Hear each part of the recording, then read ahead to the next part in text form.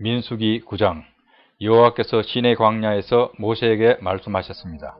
여호와께서 말씀하신 때는 이스라엘 백성이 이집트에서 나온 지 2년째 되는 해의 첫째 달이었습니다. 이스라엘 백성에게 정해진 때에 유월절을 지키라고 전하여라. 유월절을 지켜야 할 때는 이달 14일 해질 무렵이다. 이스라엘 백성은 유월절에 관한 모든 규례를 지켜라. 그리하여 모세는 이스라엘 백성에게 유월절을 지키라는 말씀을 전했습니다.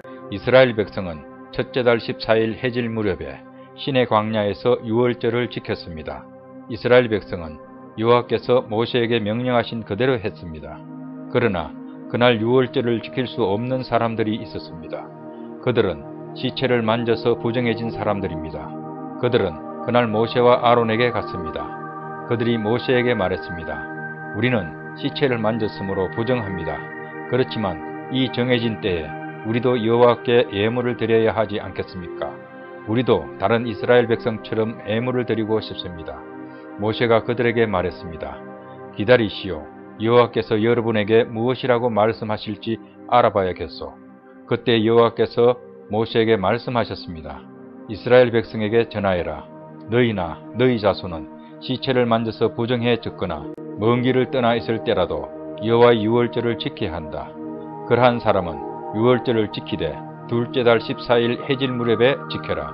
그때에는 썬 나물과 누룩을 넣지 않은 빵을 어린 양고기와 함께 먹어라. 먹던 것을 다음날 아침까지 남기지 말고 양의 뼈를 부러뜨리지도 마라. 유월절을 지킬 때에는 이 모든 규례를 지켜라.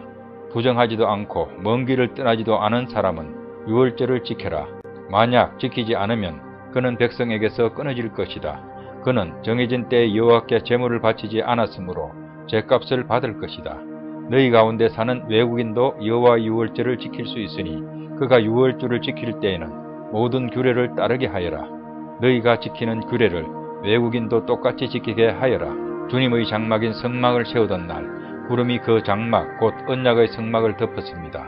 저녁부터 새벽까지 장막 위의 구름은 불처럼 보였습니다.